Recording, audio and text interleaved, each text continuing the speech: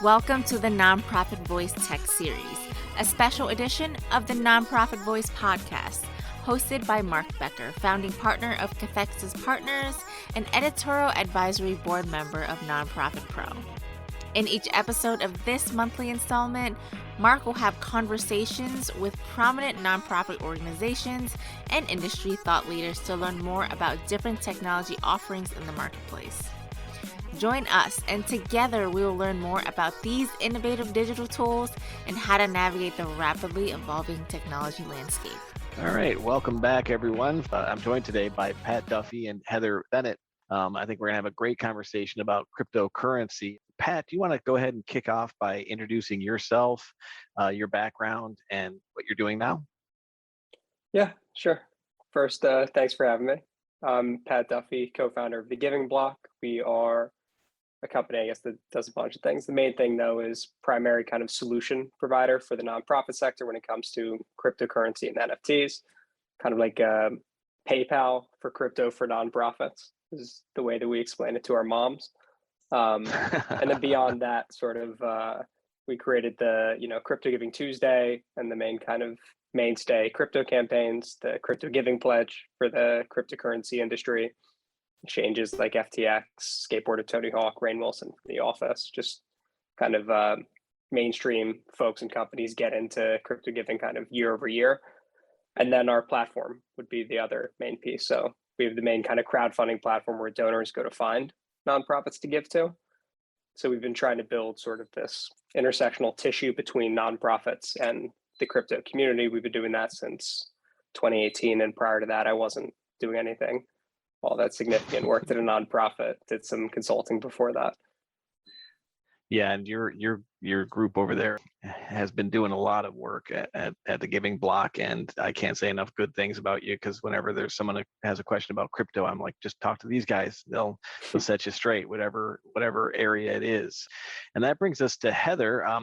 Heather, you're with Direct Relief. Tell us a little bit more about your role there and why you brought in the Giving Block and how they've helped out. Yeah, thanks, Mark. Thanks for having me. I'm Heather Bennett. I'm the Vice President of Partnerships and Philanthropy for Direct Relief. Direct Relief is a humanitarian organization based in California, but working in over 100 countries around the world in all 50 US states. Basically, our business model is to connect prescription medications and pharmaceutical supplies to people who can't afford them and can't pay. So we sort of do that on an ongoing basis, and then we ramp that up during disasters. So we do a lot of disaster response, which is probably what we're most known for. Us getting into the crypto space was sort of a progression of sorts for us. It's not about really raising money, it's about raising awareness. And this is really working with the Giving Block and kind of dipping our toes into the crypto and NFT space has really enabled us to connect with new types of people. So it's been great. What made you kind of dip a toe into crypto? What was the driving force there? We saw people asking us about it, really. So it was a little bit reactive to people wanting to find a way to participate in philanthropic activity. We didn't know how to do it. We provide medicines to people around the world. We don't know how to accept crypto, do anything with crypto. I feel like a kind of a fake person even saying crypto, because I don't know that I can explain it very well, but which is why you've got Pat on the line. But for us, I mean, we're able to accept donations in so many different forms of currency, from cash to checks to credit cards, stock, real estate. So it was sort of a natural way of how can we really give the flexibility and power to people to donate in the type of currency that they want to give. I think that's so important. And yeah, we get people all the time coming to us, how do we just make every kind of payment available, payment option available, or as many as possible? And crypto is definitely coming up in those conversations much more frequently these days. And yeah, I'm definitely, very timely. You read in the news all about Ukraine and how they've been accepting crypto and trying to raise funds that way and getting it quicker, and all of that. Is that any examples of kind of how you've been, any specific campaigns you can share, any results of fundraising with crypto? Yeah, the Giving Block has done a great job doing kind of building awareness around what charities are doing in response to Ukraine. So we've been able to participate in that. get, quite a bit of revenue from, I think it was maybe 6 different types of crypto, which has been great. And I think, the flip side of that also is, people in Ukraine are able to use crypto in a way that, people used to use cash or other types of digital wallets. So I think it's sort of both ends of the spectrum on this, in terms of people donating cryptocurrency to charities, but then also people on the ground being able to use crypto as a, just source of revenue. Interesting. And I think it's really important that you mentioned it's not just kind of one form of crypto, right? It's not all just Bitcoin, right? I'm sure you hear that a lot, Pat, in your day-to-day, or at least maybe more in the past. Maybe people are getting a little bit more informed about it. I'm not sure, but I think Heather is a great example of organizations that, here, okay, we have this need. Folks want to give by crypto. Now, what do we do? And so, Pat, what do they do? How does that all work? Any advice? What can you tell us? Yeah, there's kind of 2 main problems that nonprofits are trying to solve with it. One is acceptance, and then the other piece is if they're investing in crypto, which is significantly less common. Usually you're a very large organization with an existing endowment or treasury, and then you're diversifying into crypto. It's almost, almost 0% of nonprofits who accept crypto, just like holding the crypto they receive. So that's a bit of a misconception. So most misconceptions stem from that. Nonprofits are like, okay, how do we, securely hold this cryptocurrency? They think about like custody solutions. They're like, how do we deal with this volatility and account for it? What sort of accounts do we need to actually, move from crypto to crypto? It's like, none of those are real considerations for almost any nonprofit. Usually they just have an account with us where the crypto hits the account and immediately sells for US dollars. All volatility, all custody concerns are, evaporated. And then even for nonprofits who want to invest in crypto, almost never are they holding the crypto they receive. Like if you think about a university, like they're not just holding assets that people have given to them over time. If it's an extraordinarily large gift, sometimes university or hospital network, whatever else it might be, might just keep that because they don't want to liquidate at the time of acceptance. But almost always they liquidate gifts that come in, and then they invest into particular assets in accordance with their investment policies. They have an existing strategy as to what to buy and in what amounts to balance their portfolio. Crypto is usually the same thing. So even for the nonprofits holding crypto, they usually liquidate whatever coins come in, and then they'll do something like buy 50% Ethereum, 50% Bitcoin, or something like that. But in short, yeah, if a nonprofit wants to get into crypto, quote unquote, the first consideration is like, are we on the menu? Can we accept it? And for that, it's as simple as, if they're using us, as simple as opening a bank account. It takes like an hour to fill out an application. Then you just got to get the approval, which comes through in the next, day or 2. After that, we send a copy and paste widget that goes in the nonprofit site. And I think that's a really important distinction, right?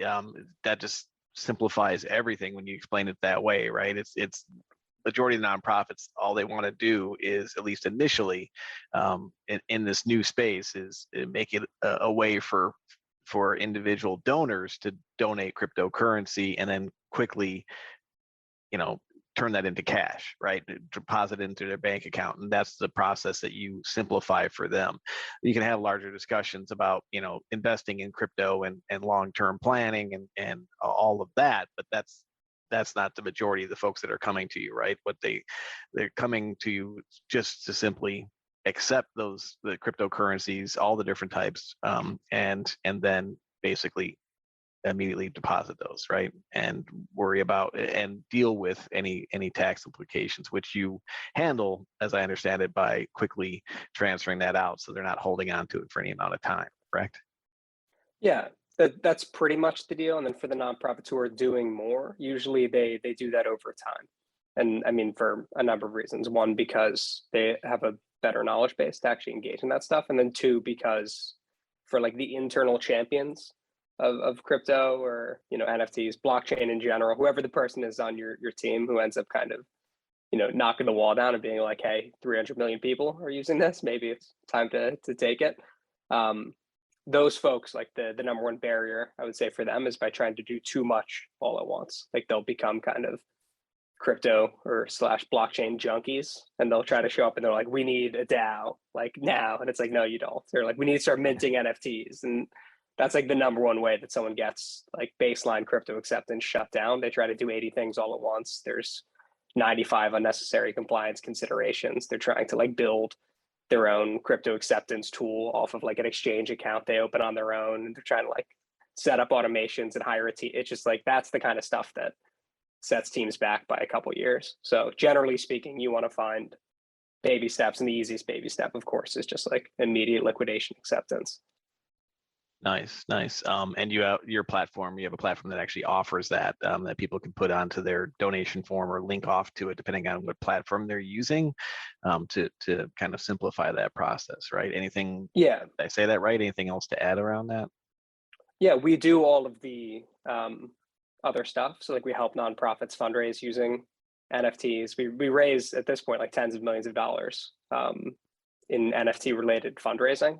We do treasury management and custody solutions. So I don't want to make it sound like I'm talking against every alternative toward, like I'm actually arguing against a lot of stuff that we do.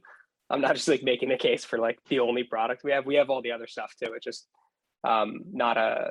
not helpful, I think, for nonprofits to bite off everything all at once. We don't like recommend starting slow, but like for nonprofits who are looking to do all the other stuff in addition to the immediate liquidation tools that we have the more advanced stuff. When you think about the larger, more sophisticated crypto acceptance program, I think we have, it's like 120 or 130 at this point, clients who have $100 million or more in annual revenue. So like those are the sorts of nonprofits in particular who have the more advanced programs, generally speaking.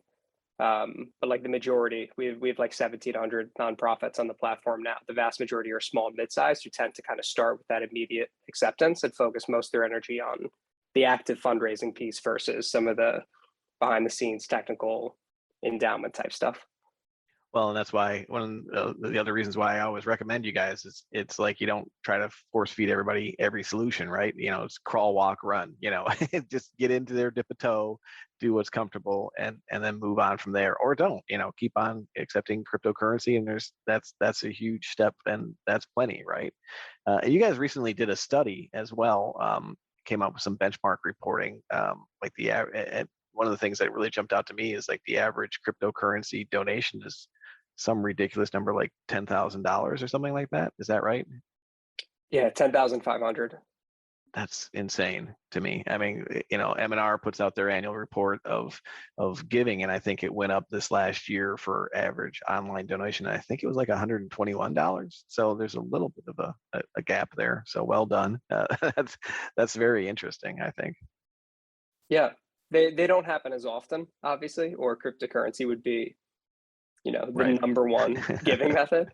But it happens often enough to where like this year we're going to try to do between 5 and 700 million as a platform in crypto donations, which would be great. So we hope to see that in documented giving. We think it may have happened in the past, but it's really tough to track what gifts were accepted before there was any data sharing. This would then be the first year where at least on record we see over $1 billion, hopefully across the whole charity ecosystem in crypto philanthropy.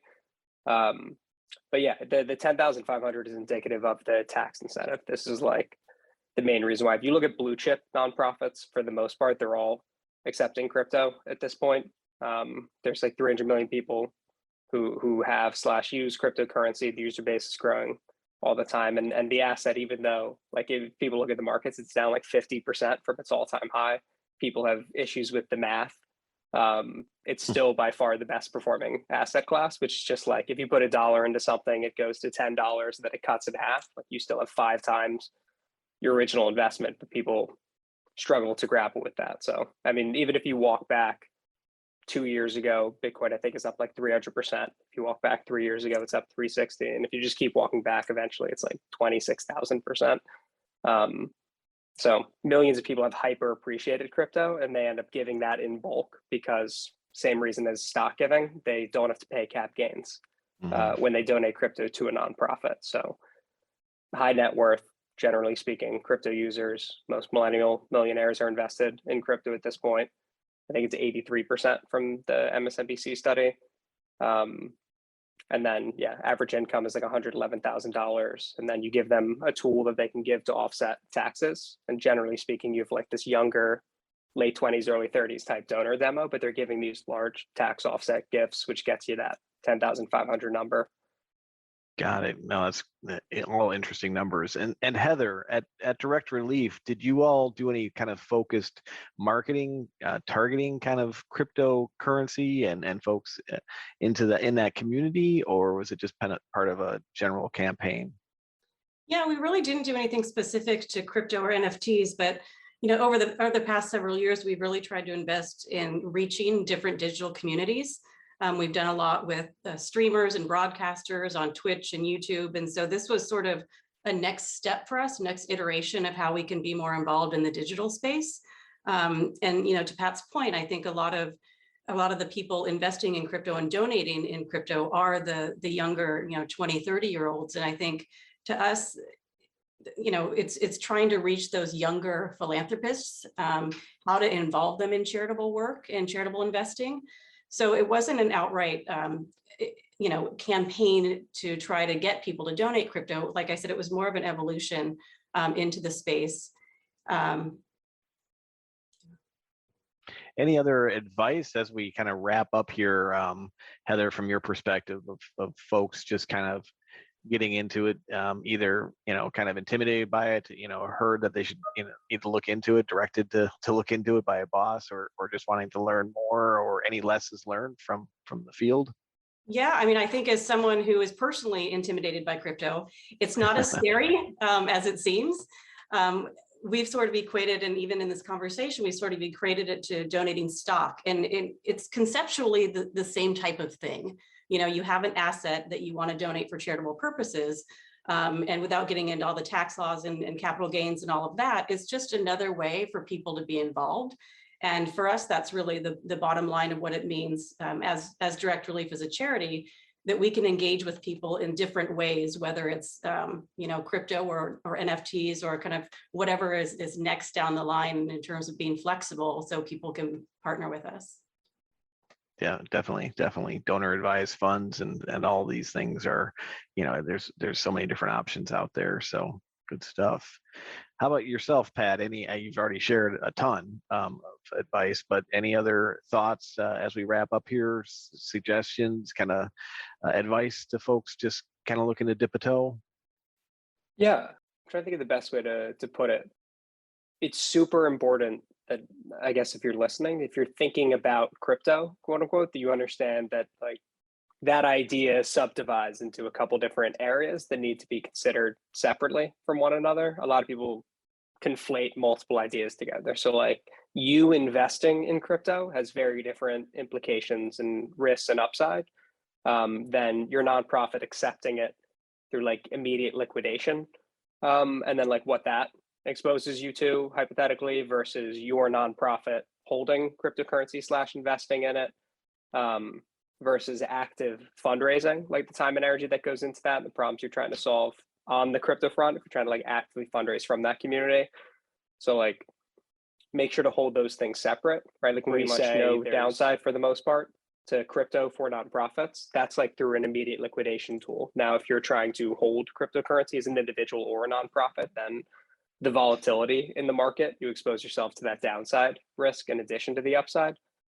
And there's also just different implications in terms of how you make decisions. So it's important to understand, like when you say you're investigating crypto, like what does that mean? And then like how much are you biting off and how much of that is necessary?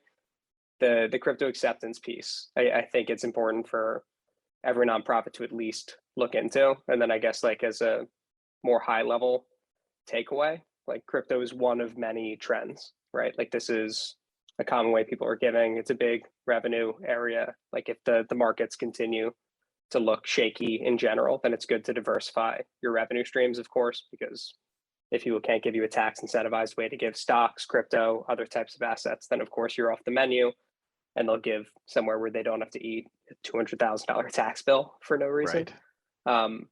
However, again, like it's one of many things all the way down to things outside of revenue tools, right? Like things like mobile optimizing your site or having a search engine optimization strategy. If you're a nonprofit, you don't have kind of like a trend investigation approach that kind of occurs on a weekly basis, then two things will happen. One, you're probably going to miss most important transitions that are happening in the industry, which puts you at a huge disadvantage. And then two, when one comes up that you absolutely need to keep up with because it's such a transformative big picture trend that if you miss it, you're definitely going to get left behind. Your organization is just going to be bad at innovation, which is a totally separate issue. So you want to catch the ones as they come. Some are good, some are bad, but some become necessary. And if you haven't been doing that experimentation, you're going to have a muscle group that is atrophied when it comes to being able to adapt and be innovative. You won't have the teams in place, you won't have the strategies, and you can get exceptionally hurt by the larger, more important stuff. So keep looking into things in general, I guess, would be the biggest takeaway. I think that's a great way to wrap it up. Keep looking into things in general. And definitely check out thegivingblock.com. A lot of information there. Great team over there. And also check out directrelief.org and all the great things that they're doing. And thank you so much, Pat and Heather, for your time today and sharing your experience. Thank you so much for joining us. We look forward to seeing you on the next episode of The Nonprofit Voice. You can listen to more episodes of The Nonprofit Voice at nonprofitpro.com/podcast/the-nonprofit-voice. And remember, for your convenience, you can stream any and all episodes of The Nonprofit Voice on iTunes, Google Play, and Spotify.